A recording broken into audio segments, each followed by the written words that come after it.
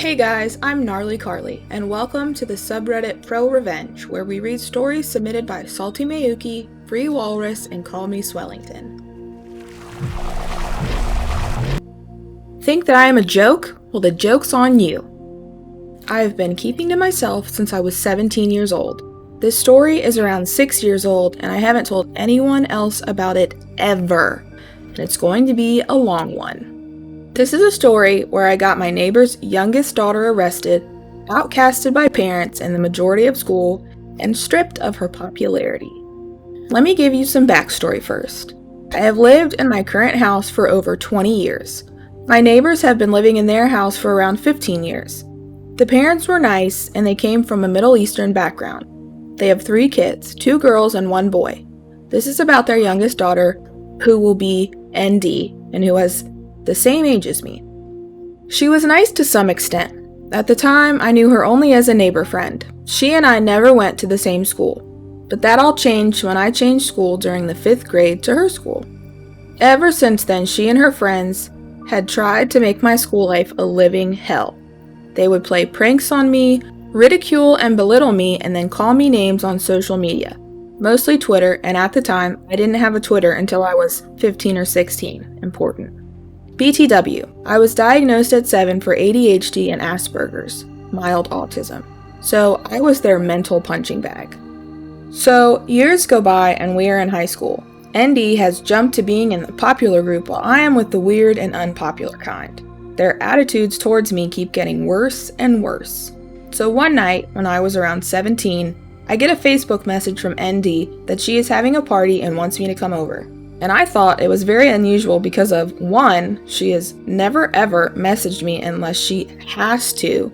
2, she has never invited me to her parties before. So I immediately thought that this was a prank.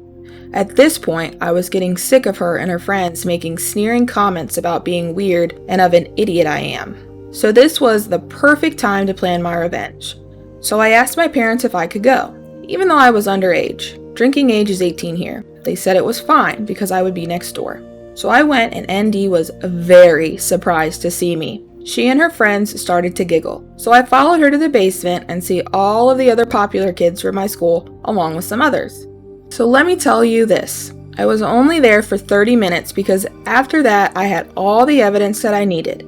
I see beer pong, people getting high and smoking with bongs, and a lot of underage drinking. A lot of the others were the same age as me, maybe younger, because this party around October, and I'm pretty sure that almost everyone there just turned 17. I also noticed that neither of ND parents or siblings were there, so I left. So I waited an hour because I didn't want to draw any attention to myself. I was all ready for bed, and when I looked outside my bedroom window, which has a clear view of her front yard, and noticed that the party had moved to the front yard and 1/3 of the party people were leaving. So I started my plan. I went and grabbed my phone and called the police. I told them what everything is going on, as a concerned neighbor, and the officer thanked me. Just before I went to bed, I saw flashing lights. The next day at school, an ND was nowhere to be found, and there was a rumor going on that she and a bunch of other students were arrested last night due to illegally underage smoking and drinking. And so a week goes by, and still no sign of ND. Fast forward to 2 weeks after the incident, and during those 2 weeks, she and her friends completely trashed me on Twitter, saying that I was a retard and that I was stupid and etc., still not knowing that I was the one who called the police. So I finally see her in the halls and started to chat with her. And I asked her what had happened because I saw police lights at her place. So she told me everything that I didn't already know and then some.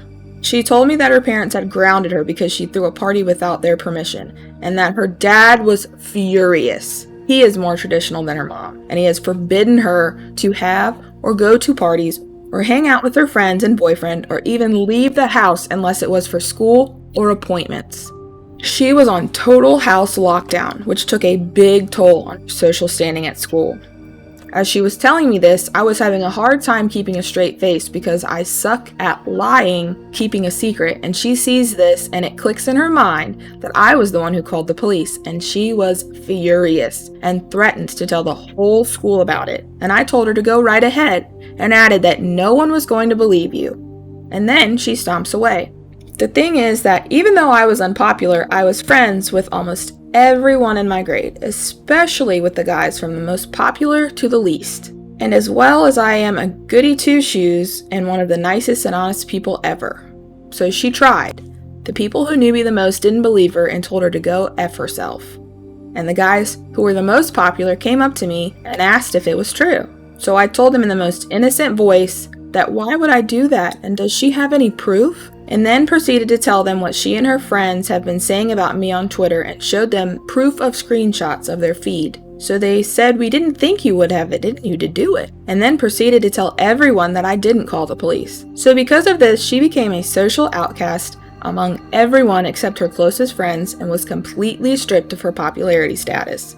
And after this incident, she had tried to get me in trouble with the principal, so during a meeting with the principal, I returned the favor by telling them that she had no proof that I did it and showed the principal her Twitter feed of everything that her and her friends were saying about me for the last year. The look on her face when she found out that I had Twitter and knew of her bad-mouthing was priceless. And so, in turn, her parents completely deleted all of her social media accounts, Instagram, Facebook, Twitter, etc., and took her computer and phone away until university. I didn't press cyberbullying charges because she wasn't actually attacking me, she was basically attacking me behind my back, me being literal at the time.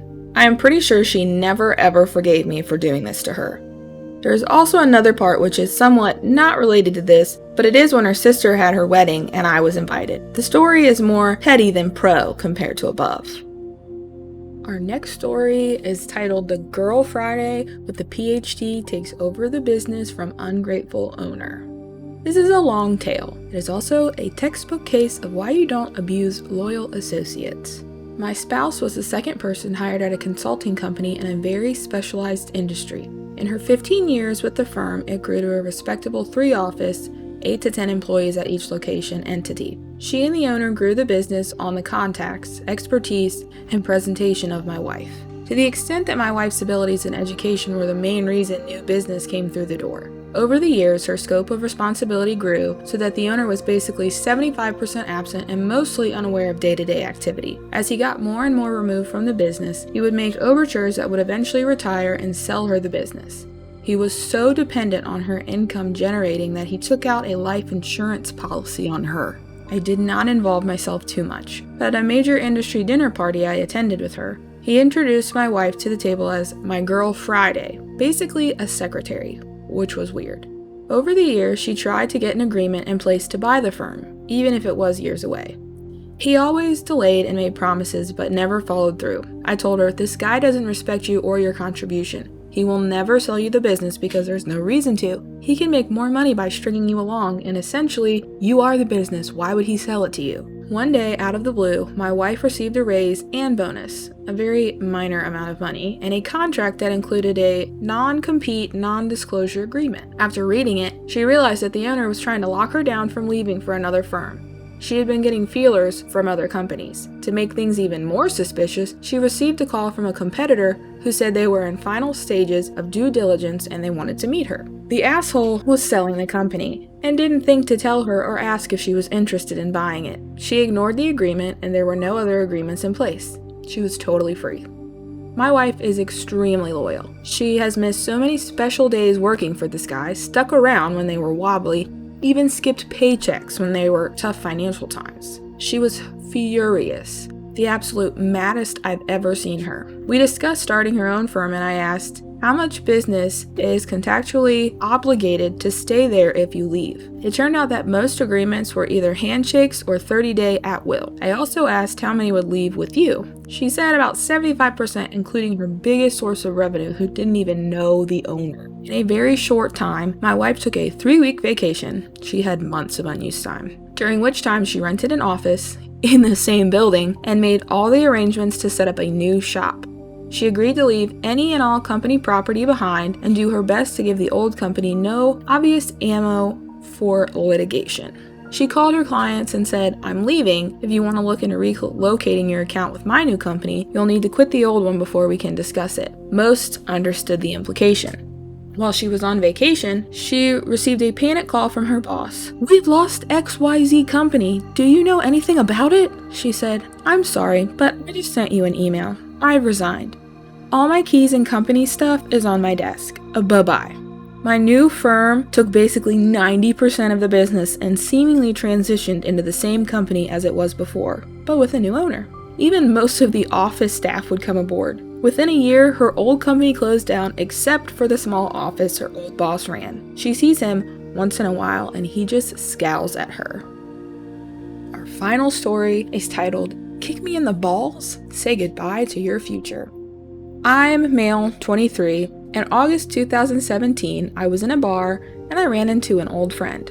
I was talking to her and she had my hand on my shoulder and we were flirty. Her friend came out of nowhere and kicked me in the balls as hard as she could for no reason. Apparently, she's a mean drunk and thought I didn't know the girl I was speaking to and was trying to protect her.